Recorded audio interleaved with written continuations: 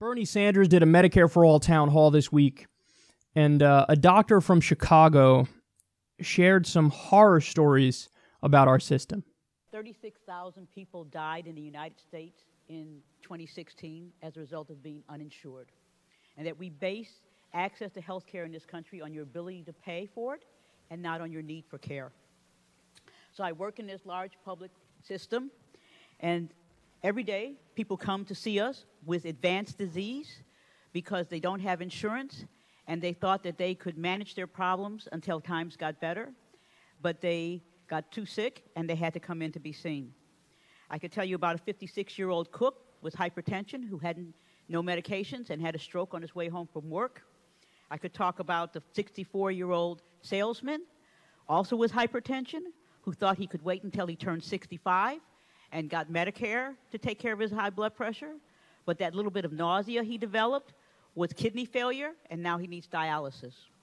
I could tell you about the 50-year-old with diabetes who had no medication, who came in with his blood sugar so high that he developed such severe nausea and vomiting, he tore his esophagus. So he came in to see us bleeding, dehydrated, and in diabetic ketoacidosis. But I probably will never forget the 54-year-old woman who was a nurse's aide who came in to us after struggling for months with difficulty swallowing, and we diagnosed her with advanced esophageal cancer.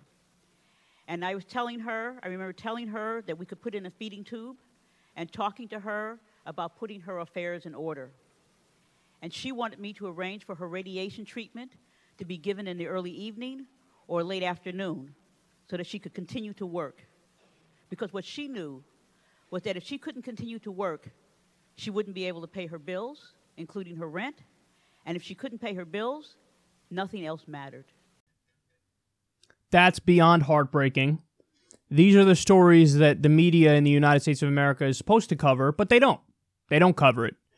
How fucked up our healthcare system is, it's grandfathered in to the way everybody thinks, the way the media covers stuff, the way the politicians talk about it. These are things that are unmentionable in the U.S., but it's happening.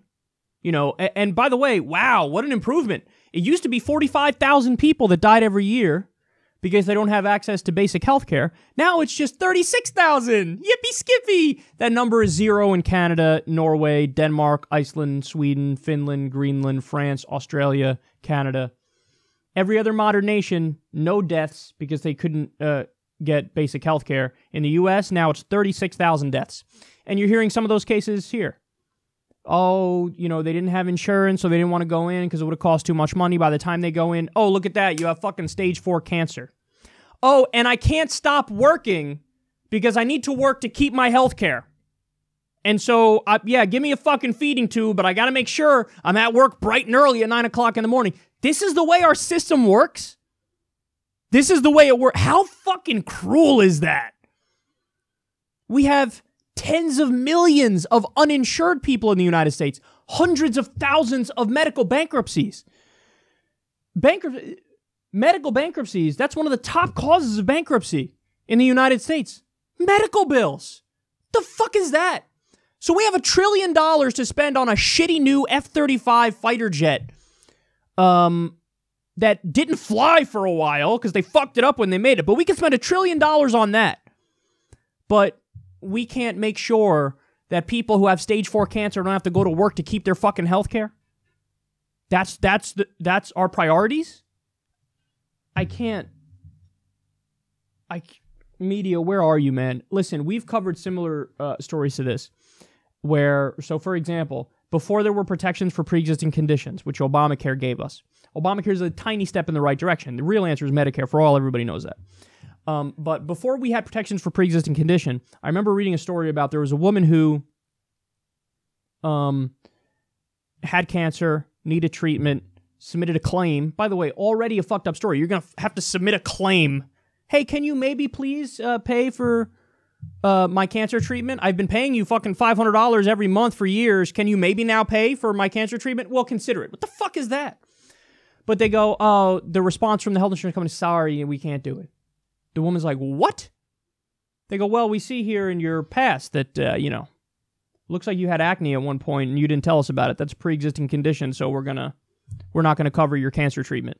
And the woman's like, what are you talking about? It's acne. Everybody has acne at one point or another. How can you reject a claim over that? And they said, well, listen, you say it's acne. We say it's cancerous skin lesions. Therefore, you had a pre-existing condition. You had cancer before. You didn't tell us. And now we're going to wiggle out of paying for you. When you have a for-profit health insurance system, the incentive structure is deny care as much as possible. We have to make profit. We have to pad the bottom line for our shareholders. So therefore, wiggle out of paying for care as much as possible. That's the nature of the system. That's not some sort of conspiracy. That's the way it works. It's for profit. So there are some things where the profit motive does not work at all. Now, we're not talking about fucking video games or cars or something like that. That's a different story. We're talking about healthcare. And on healthcare, why is it that every other country, every other developed country is ranked better than us? Because they have single-payer countries. We don't.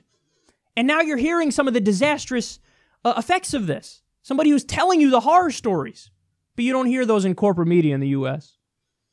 You know, they're too busy talking about shithole or Russia or something to let you know that it ain't Vladimir Putin who's killing you. It's our healthcare system that's killing you. They made a big thing. Republicans made a big thing. Death panels, death panels, death panels under Obamacare. We've always had death panels, and the death panels are the private health insurance companies. They're the ones who sit there and go, should we pay for this person's treatment on cancer? I don't know. I lean towards no. So there are death panels. It's the private health insurance companies. We have to move towards a Medicare for all system. We have to do it. We pay about double what other modern countries pay, and we cover less people. The fuck is that? We pay more per capita, double per capita, but we cover fewer people. That's mind-boggling. Now, furthermore, you're always going to hear from politicians, we can't afford it, we can't afford it, we can't afford it, can't afford it, can't afford it. Nothing could be further from the truth, because it saves money. We can't afford not to do it. So, I've given these numbers before, but our current system over the next 10 years costs $49 trillion. Medicare for all would cost $32 trillion. So you save $17 trillion if you move towards a Medicare for all system. So you have to understand that we know what the answer is. And the thing that's preventing us from going down the proper path, the for-profit health insurance companies that have bought our government. They've bought politicians in the Republican Party and the Democratic Party. So that's why you have basically a handful of brave truth-tellers who are politicians who are sounding the alarm and saying this is the answer, but the overwhelming majority of politicians in both parties are like, shh. So Bernie did a great job here raising awareness about this issue. And final fact on this, over 1 million people watched this Medicare for All town hall. None of the major networks covered it. It was streamed online. Now this, Attention, the Young Turks, they're the ones that stream this. Over 1 million people watched it. I saw one estimate 1.1 million, another one 1.6 million, and that's ticking up by the day because now the videos are on YouTube. So, barely any mention in the mainstream media. How telling is that? When there are real stories to cover, and it's based in policy substance, they're nowhere to be found. It's because, they're part of the corporatocracy. Who are the beneficiaries of money in politics? It's corporate media.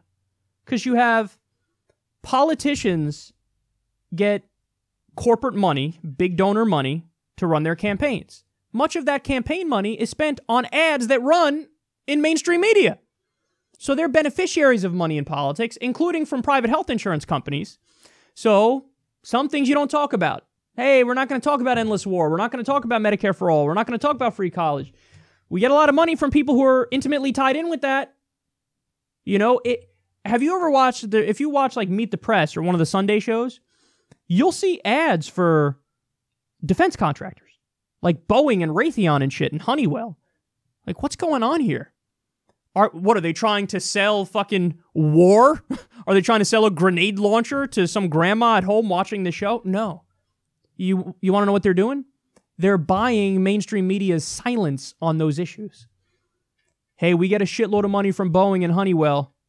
Hey, we get a shitload of money from Raytheon. So don't run that story about how we're bombing 8 different countries and we killed X number of civilians.